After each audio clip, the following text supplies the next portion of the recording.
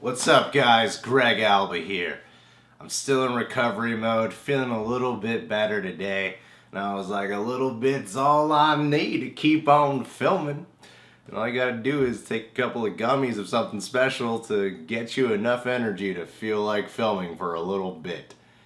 You guys know what gummies I'm talking about. Thanks, California. This spot will be filled in a second.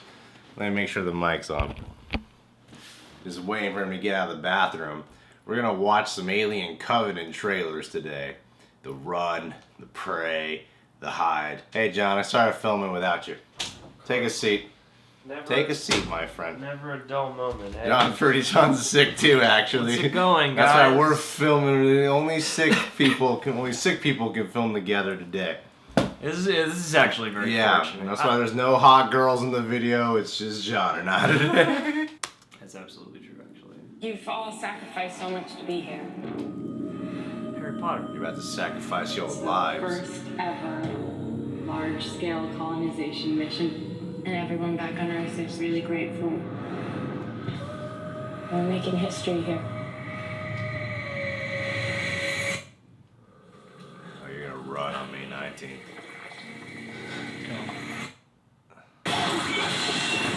Vagina. Hey, John. What? You know, I just realized What did you just realize? when you see Billy Crudup, Yeah. then it says run. Yeah. Billy Crudup is the father of the Flash in Justice League. Oh my God, that's My God, the crossover. cinematic universes are just getting bigger and bigger. Hey man, Batman fought Predator. Yeah, Jesus fought Satan. Those are two very different things. Crossover time. Alien Let's do it. Covenant. Alien Prey. versus Suicide Squad. Let's do All it. of this to start our new life.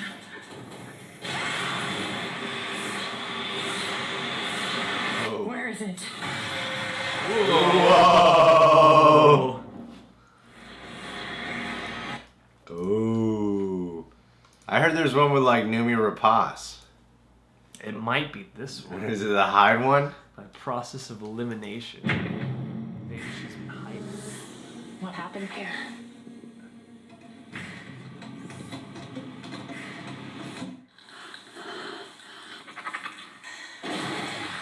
Whoa. Oh, that was a different thing. Is that the Fable?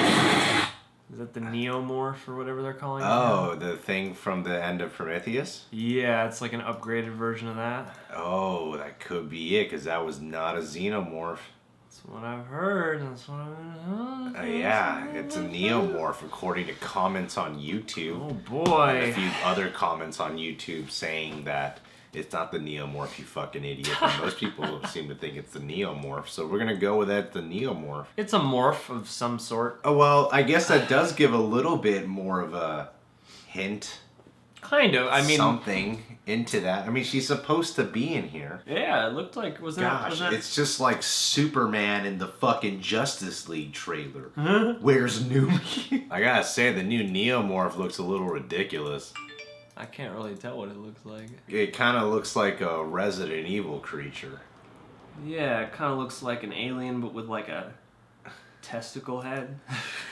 And I only say testicle head just because, you know, these HR Giger designs are pretty reproductory in their designs.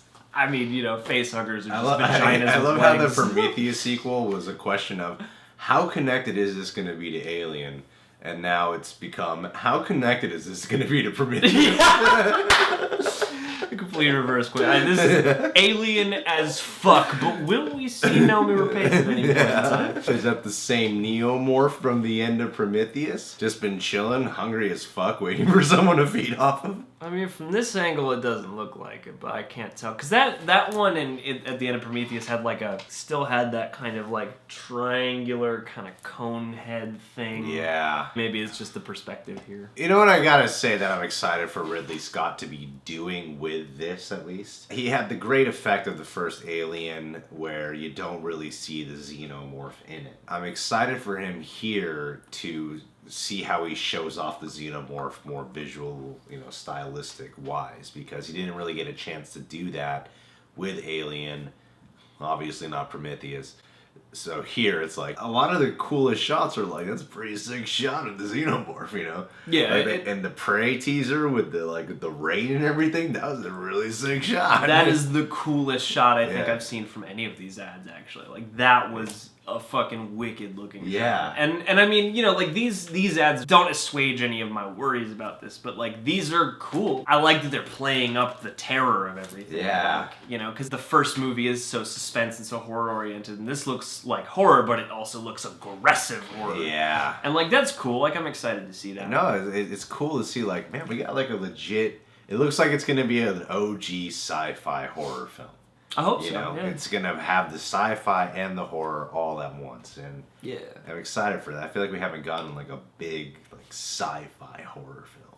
Definitely, yeah. Yeah. You know? On this scale, especially. Yeah. I'm excited to see how, you know, Billy Crudup gets out of that sticky situation. Oh yeah, he's going to be fine. He's definitely going to be fine. He's going to be not gonna fine. die. Trailers don't ruin anything. You know what I got to say? You know, people, including us, always say how trailers ruin so much these days. Yeah. I'm going to stop saying these days. If you watch trailers from like the 70s and the 60s, those trailers ruin way more than what trailers today. Take the BVS second trailer. That is nothing compared to like any of the Rocky trailers back in the day. See, our trailers now will dip too heavily into Act 3, perhaps. There are ones that are like 3 minutes solid. Just like, here's the plot, beat by beat. Here are all the important elements you need to know, and Here's the arc. who knows how it's going to turn out? Come and see the movie. Like, so, I don't know. I like teases like this a lot better. Oh yeah, these are cool. I'm excited to check this out. I mean, like, this is getting me anticipating because there's a lot of stuff to feel about this movie, and the thing is, like... That's at the point where I don't care anymore. I just want to see it now. Yeah, I just want to see it. Ridley Scott can be hit or miss sometimes now, and this is... I've been very cynical about this project, but this looks really cool just looking at these, so I hope that this is the movie that Prometheus wanted to be. Listen, no sarcasm here, no satire.